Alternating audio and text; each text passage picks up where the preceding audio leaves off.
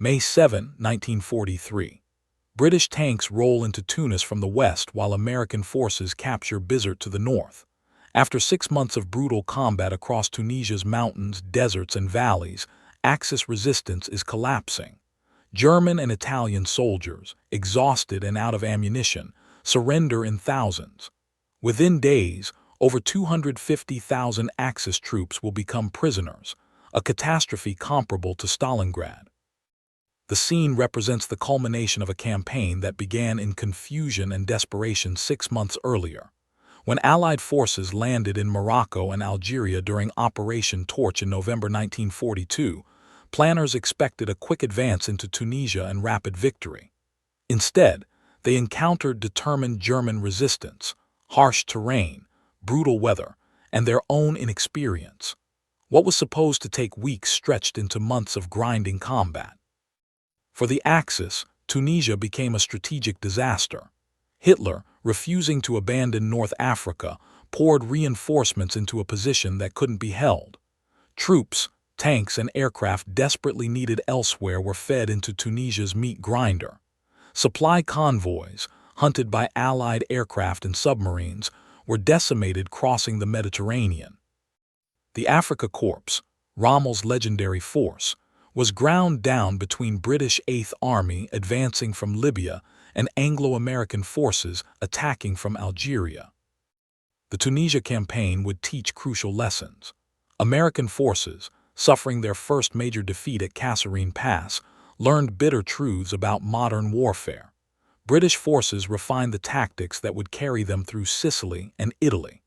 German forces demonstrated that even in hopeless situations, professional armies could fight with devastating effectiveness. And all sides learned that the Mediterranean would be the Allies' route north, not across the English Channel, at least not yet. This is the story of the Tunisia Campaign. 6 months of combat that ended Axis power in Africa, captured 250,000 Axis troops, opened the Mediterranean to Allied shipping, and set the stage for the invasion of Europe. The Tunisia Campaign's origins lay in the Allied landings of Operation Torch on November 8, 1942. When American and British forces came ashore in Morocco and Algeria, Tunisia, the easternmost French North African territory, remained under Vichy French control. The nearest Axis forces were in Libya, where Rommel's Afrika Korps faced Montgomery's victorious British Eighth Army after El Alamein. Hitler immediately grasped Tunisia's strategic importance. If the Allies controlled Tunisia, they would dominate the central Mediterranean, threaten Sicily and Italy, and complete the encirclement of Axis forces in Africa. He ordered immediate reinforcement. Within days, German aircraft began landing at Tunis and Bizerte. Paratroopers secured airfields. Combat units followed rapidly. The race was on. Could Allied forces, advancing from Operation Torch landing sites hundreds of miles west, reach Tunis before Germans fortified it? Or would Axis forces establish defensive positions that would require months to reduce? The Allies moved first but slowly. Lieutenant General Kenneth Anderson's British First Army, spearheading the advance, pushed east from Algiers. American and French forces followed. Initial progress was rapid. There were no German forces yet, and Vichy French resistance crumbled. By mid-November, Allied forces were within striking distance of Tunis. But German reinforcements arrived faster than expected. The 10th Panzer Division, veteran units from the Eastern Front, took up positions around Tunis. Luftwaffe fighters dominated the skies over Tunisia. Allied air bases were hundreds of miles away while German aircraft operated from Tunisian airfields. German paratroopers, elite soldiers, held key terrain. Allied forces attacked in late November trying to reach Tunis before defenses solidified. The attacks failed. German positions were too strong, Allied logistics too stretched, coordination too poor. Rain turned roads to mud, bogging down vehicles. Supply trucks struggled over inadequate Algerian roads. Air support was minimal. The race for Tunisia had been lost. By December, front lines stabilized. Germans held Tunisia's north and east Tunis, Bizerte, and coastal plains. Allied forces controlled western Tunisia and Algeria. Between them lay mountains, where winter was setting in. What planners hoped would be a quick campaign would instead become a 6-month slugging match. Meanwhile, from the east, Montgomery's Eighth Army pursued Rommel's retreating Afrika Korps across Libya. By January 1943, British forces would reach Tunisia's southeastern border. Axis forces would be caught between two armies, but defeating them would require months of hard fighting. For American forces, the Tunisia Campaign began with painful lessons. The U.S. II Corps, commanded by Major General Lloyd Fredendall, held positions in central Tunisia's western dorsal mountain range. The Americans were inexperienced. Most had never been in combat. Their equipment was good, but their tactics were untested. Leadership at several levels proved inadequate. Rommel, arriving in Tunisia after retreating across Libya, immediately saw opportunity. British forces to his east were strong, but Americans to his west were vulnerable. If he could smash through American lines, he might reach Allied supply bases in Algeria, disrupting the entire Allied position. At minimum, he could inflict casualties and delay Allied offensives. On February 14, 1943, German forces attacked at Kasserine Pass. The assault overwhelmed American positions. Tank battles erupted as German armor broke through defensive lines. American units, poorly positioned and poorly coordinated, were defeated in detail. Some units fought effectively, others retreated in disorder. By February 15, Germans had opened a gap in American lines. Rommel exploited the breakthrough, pushing toward Kasserine Pass, a critical gap in the mountains leading toward Allied supply bases. On February 1920, German armor attacked American positions at Kasserine. The fighting was brutal. American artillery fought effectively, but infantry and armor coordination broke down. Some units held, others withdrew hastily. The pass was penetrated. German forces poured through, advancing 20 miles. For 2 days, it appeared the entire American position might collapse. Panic briefly seized Allied headquarters, but German logistics were stretched thin. Allied reinforcements arrived. Air power, when weather permitted, hammered German columns, and German forces, exhausted from months of retreat, lacked strength for sustained offensive. By February 22, the German attack stalled. American forces, reinforced and reorganized, counterattacked. Germans withdrew to their starting positions, having inflicted 6,000 American casualties. Kasserine was an American defeat, humiliating but educational. The lessons were harsh. American forces had been overconfident, poorly deployed, inadequately coordinated. Leadership at multiple levels had failed, but the Army learned quickly. Fredendall was relieved, replaced by Major General George S. Patton. Training intensified. Tactics were revised. Equipment was better employed. The Americans who emerged from Kasserine were harder, smarter, and more effective than those who entered. While Americans learned painful lessons in central Tunisia, British Eighth Army approached from the southeast. By March 1943, Montgomery's forces faced the Mareth Line, a chain of French-built fortifications that Axis forces had occupied and strengthened. The Mareth Line presented formidable obstacles. Concrete bunkers, anti-tank ditches, minefields, and natural terrain features created defensive positions stretching 22 miles from the Mediterranean coast inland. German and Italian forces, commanded by General Giovanni Mess after Rommel departed on sick leave, prepared to defend stubbornly. Montgomery's attack, Operation Pugilist, began March 1617. The main assault struck the coastal sector, 50th Infantry Division attacking fortified positions while armored units attempted to break through. Initial attacks made limited progress. Defensive positions proved stronger than anticipated. Casualties mounted. By March 22, the frontal assault was clearly stalled. But Montgomery had prepared alternatives. While frontal attacks pinned defenders, Lieutenant General Bernard Freyberg's New Zealand Corps executed a wide flanking maneuver, the left hook, swinging far inland around the Mareth Line's western end through terrain Axis commanders considered impassable.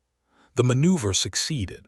By March 26, New Zealand forces threatened Axis rear areas. Faced with encirclement, Axis forces evacuated the Mareth Line, withdrawing to new positions at Wadi Akarit. Montgomery had broken through, but Axis forces remained intact and dangerous. The pattern would repeat throughout the campaign, Allied forces attacking, Axis forces defending skillfully, then withdrawing to the next defensive line. The Tunisia Campaign highlighted challenges of coalition warfare. American, British, and French forces operated under complex command arrangements that changed multiple times during the campaign. Eisenhower, as Supreme Commander, tried to coordinate armies with different training, doctrine, and national priorities. Anglo-American tensions surfaced repeatedly. British officers, veterans of years of desert fighting, sometimes viewed Americans as amateurish. American officers resented British condescension. Patton and Montgomery, both prima donnas, clashed over glory and resources. The French, rebuilding their army after 1940's defeat, struggled for recognition and respect. Alexander, appointed Ground Forces Commander in February 1943, provided better coordination than earlier arrangements. He divided Tunisia into sectors: British First Army in the north, French forces in the center, American II Corps in the south, British Eighth Army in the southeast. This organization reduced friction and clarified responsibilities. But problems persisted. Air support coordination was chaotic early in the campaign. Supply distribution favored British forces over Americans. Intelligence sharing was imperfect. Each nation's forces preferred their own methods. Only gradually did genuine coalition cooperation develop. The experience, though frustrating, proved invaluable. Lessons learned in Tunisia would smooth operations in Sicily, Italy, and eventually France. Eisenhower demonstrated political skills that justified his selection as Supreme Commander. Staff officers learned to work across national boundaries. Armies learned each other's strengths and weaknesses. By April, Allied strategy was clear. Apply pressure everywhere, forcing Axis forces to defend an ever-shrinking perimeter while strangling their supply lines. The campaign became attritional, leveraging overwhelming Allied superiority in men, materiel, and especially air power. American II Corps, now commanded by Omar Bradley after Patton departed to plan Sicily operations, advanced along Tunisia's eastern coast toward Bizerte. Progress was measured in yards. Every hill, every village, every wadi required assault. German forces defended expertly, making Allies pay for every advance. British First Army attacked toward Tunis from the west. The terrain, mountains, narrow valleys, limited roads, favored defenders. German and Italian troops, though outnumbered and undersupplied, fought skillfully. Tiger tanks, nearly invulnerable to Allied anti-tank weapons, dominated key positions. 88 guns destroyed Allied armor at long range. British Eighth Army pressed from the southeast, pushing Axis forces into shrinking pockets. Montgomery's methodical approach, massive artillery preparation, infantry assault, armored exploitation, ground down defenders but advanced slowly. The real decisive factor was air power. Allied aircraft achieved air superiority by late March. Axis supply convoys crossing the Mediterranean were devastated, ships sunk, ports bombed, truck columns strafed. German and Italian forces in Tunisia faced starvation of fuel, ammunition, food, and reinforcements. Luftwaffe fighters, outnumbered 5-1, were shot from the skies. Ground attack aircraft ravaged Axis positions. By late April, Axis forces held only a small bridgehead around Tunis and Bizerte, perhaps 60 miles long and 20 miles deep. Over 250,000 German and Italian troops were compressed into this pocket, supplied inadequately by air. unable to evacuate, ordered to fight to the last. The situation was hopeless, but Hitler forbade surrender. The final Allied offensive, Operation Vulcan, began May 6, 1943. After months of preparation, Allied forces enjoyed overwhelming advantages. Numerical superiority was crushing. British First Army and American II Corps together fielded over 300,000 troops against perhaps 60,000 combat-capable Axis soldiers. Artillery numbered in the thousands. Air support was constant and devastating. The attack opened with massive artillery barrages reminiscent of World War I. Thousands of guns pounded Axis positions. Aircraft bombed continuously. Then infantry advanced, supported by armor and artillery. The scale was overwhelming. Axis forces simply couldn't defend everywhere simultaneously. British forces broke through toward Tunis. The 6th and 7th Armored Divisions exploited gaps, racing toward the city. On May 7, British tanks entered Tunis from multiple directions. German resistance collapsed. Thousands surrendered. The swastika flying over Tunis was replaced by the Union Jack. Simultaneously, American forces assaulted Bizerte. The city fell after fierce fighting. Americans, eager to prove themselves after Kasserine, fought aggressively. By May 7, Bizerte was in American hands. The northern ports were secured. Axis forces in the south, cut off and surrounded, fought briefly then surrendered en masse. Italian units, exhausted and demoralized, gave up readily. German units, professional to the end, fought longer but recognized the futility. By May 9, only isolated pockets resisted. The surrender was massive.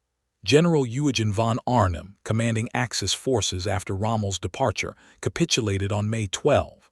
The von Arnim group in the north surrendered 130,000 men. The Italian First Army in the south added another 120,000. Total prisoners exceeded 250,000, more than Stalingrad's toll. Equipment captured or destroyed was staggering. Hundreds of tanks, thousands of vehicles, artillery pieces, aircraft. The 6-month Tunisia Campaign exacted heavy tolls. Allied casualties totaled approximately 70,000, 38,000 British Commonwealth, 18,500 American, 13,000 French.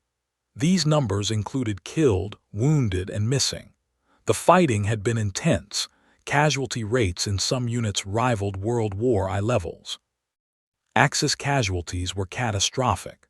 Beyond the 250,000 prisoners, approximately 40,000 Germans and Italians were killed or wounded during the campaign. Equipment losses were irreplaceable. 250 tanks, 2,400 aircraft, 232 ships sunk in supply operations. The Afrika Korps, legendary force that had dominated North African fighting for 2 years, ceased to exist. Strategically, Tunisia's loss was devastating for the Axis. North Africa was lost entirely. All coastal areas from Morocco to Egypt were Allied controlled. The Mediterranean southern shore was secure. Allied shipping could use Mediterranean routes, saving time and resources previously required for around-Africa voyages. Malta, the island fortress that had endured years of siege, was relieved permanently. Germany's Italian ally was exposed. With North Africa lost, Sicily was next. Italian soil would be invaded. The psychological impact on Italian morale was profound. Within months, Mussolini would fall from power and Italy would seek armistice. German strategic options narrowed. The forces and resources consumed in Tunisia, 5 full divisions, hundreds of aircraft, thousands of vehicles were desperately needed elsewhere. The Eastern Front, where Stalingrad had ended in disaster just months earlier, needed reinforcements. Instead, divisions went to Tunisia and were lost entirely. The Italian theater, soon to be invaded, needed preparation. Instead, resources went to a hopeless defense.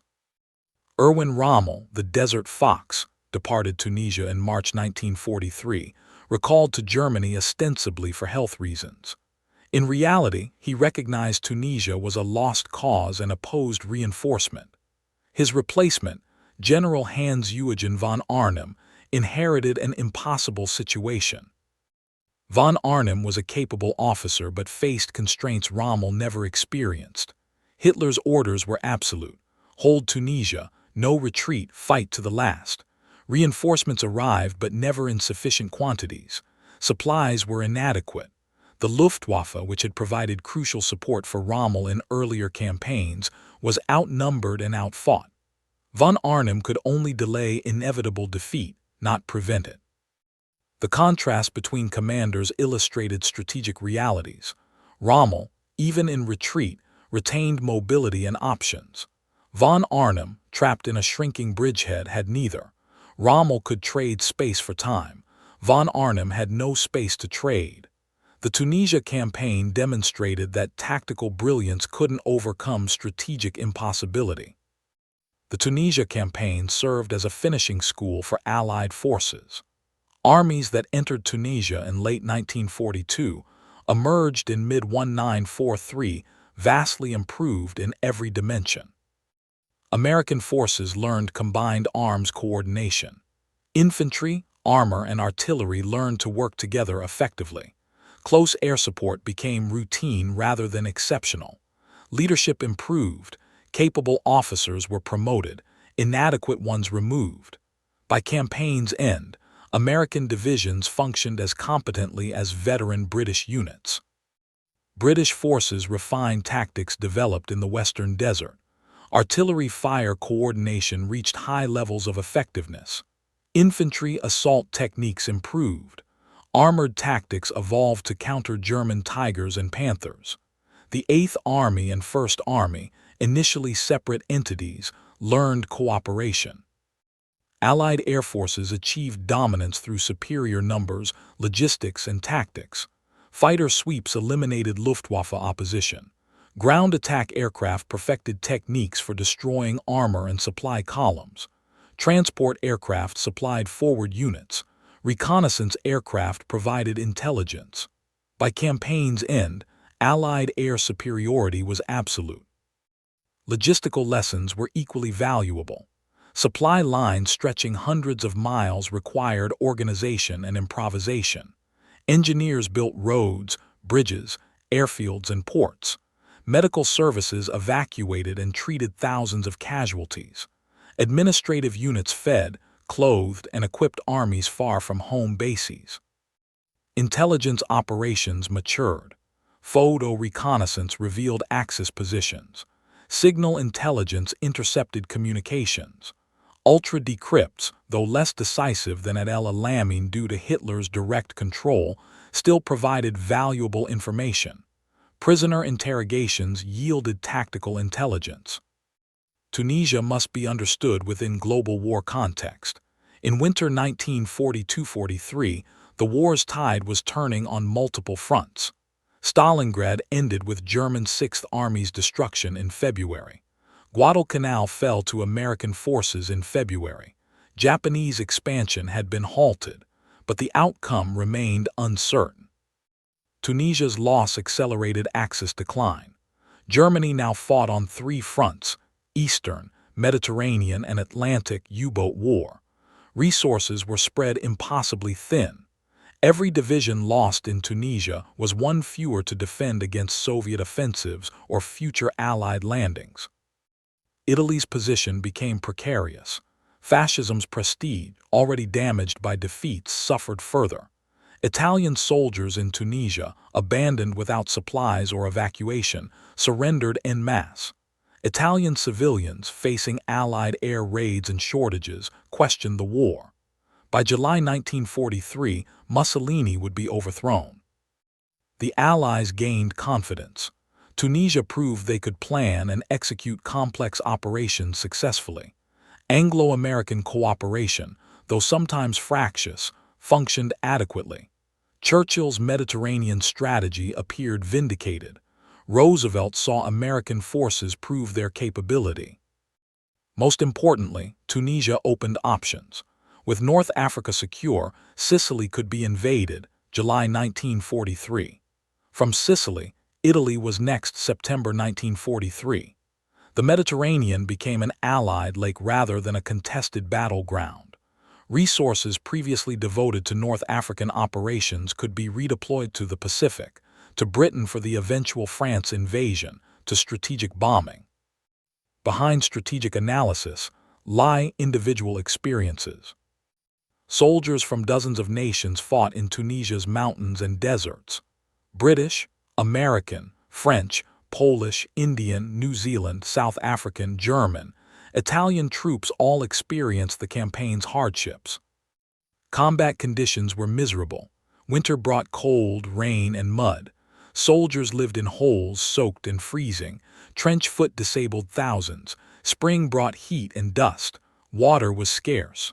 Rations were monotonous. Mail from home arrived sporadically. Tank crews faced particular dangers. German Tigers and Panthers outgunned Allied tanks. Shermans had to close to suicidal ranges to penetrate German armor. Crews called their tanks Ronsons because they lit first time. Tank crews burned to death or were blown apart. Those who survived multiple engagements considered themselves fortunate. Infantry endured constant danger. Mines killed and maimed. Artillery fire was random and devastating. Snipers struck without warning. Patrols in no man's land were terrifying. Assaulting fortified positions was nearly suicidal, yet they advanced day after day, hill after hill. Medical personnel worked miracles under primitive conditions. Field hospitals operated near front lines, surgeons performing operations while shells landed nearby. Medics evacuated wounded under fire. Nurses cared for hundreds of patients in tents. Innovations in treatment, blood transfusions, sulfa drugs, rapid evacuation, saved thousands of lives. For Axis prisoners, capture meant survival. Axis soldiers, facing hopeless situations, often surrendered readily once honor was satisfied. Prisoner of war camps, while no one's first choice, offered food, safety, and certainty of surviving the war. Many Germans and Italians spent remaining war years in Allied camps, uncomfortable but alive. When Tunisia fell, celebrations erupted. In Tunis and Bizerte, Allied troops cheered. In London and Washington, church bells rang. Churchill and Roosevelt exchanged congratulatory messages. Stalin, still demanding a second front in France, acknowledged the victory but pressed for cross-channel invasion. Victory parades showcased Allied unity. American, British, French troops marched through liberated cities. Eisenhower reviewed troops, praising their achievements. Montgomery, Alexander, Patton, and other commanders received accolades. The press covered events extensively. Democracies needed good news. But the war continued. Sicily would be invaded within weeks. Italy would follow. The fighting would be hard. Italian campaign would prove longer and costlier than Tunisia. But psychological advantage had shifted irrevocably. Germany was on the defensive, unable to win, only to delay defeat. For veterans, Tunisia was a defining experience. They had proven themselves. Soldiers who fought in Tunisia would fight in Sicily, Italy, France, and Germany.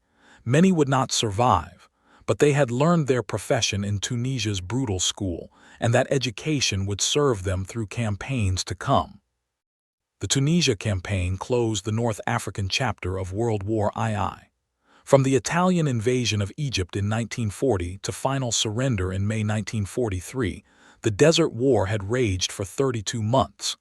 Hundreds of thousands of soldiers had fought across vast distances in unforgiving terrain. The campaign produced legends: Rommel's brilliance, Montgomery's tenacity, the Afrika Korps' prowess, the Desert Rat's determination. Tunisia was where those legends ended. The romantic image of desert warfare, mobile battles across open terrain, chivalrous opponents respecting each other, gave way to grinding attrition in mountains and mud. The campaign demonstrated that in modern warfare, material superiority and logistical competence mattered more than tactical brilliance. The side that controlled sea lanes won. The side that achieved air superiority won. The side with more tanks, more artillery, more trucks, more everything won, eventually. For the Allies, Tunisia validated strategic choices. The Mediterranean approach, controversial when adopted, had succeeded. North Africa was secured. The southern European invasion route was open. American forces had bloodied themselves and learned crucial lessons. Anglo-American cooperation, though imperfect, functioned adequately. The coalition that would win the war had been forged in Tunisia's battles. For Germany, Tunisia was catastrophe. 250,000 troops lost. Equipment that couldn't be replaced destroyed or captured. Strategic position fundamentally weakened. Italy exposed to invasion. And all this for a position that couldn't be held, never should have been reinforced, existed only because Hitler refused to accept reality. The Tunisia Campaign's significance extends beyond North African geography. It was where Allied forces learned to fight, where coalition warfare was refined, where the machinery of modern combined operations was developed. The armies that emerged from Tunisia were competent, confident, and ready for tougher challenges ahead. On May 13, 1943, when the last Axis resistance ended, the North African War was over. The Mediterranean was an Allied lake. The road to Rome, and ultimately to Berlin, was open. The long journey that began with Italy's invasion of Egypt in 1940 had ended with complete Allied victory. The next phase, the invasion of Europe, could begin. Tunisia was the end of one chapter and the beginning of another in the long march toward final victory.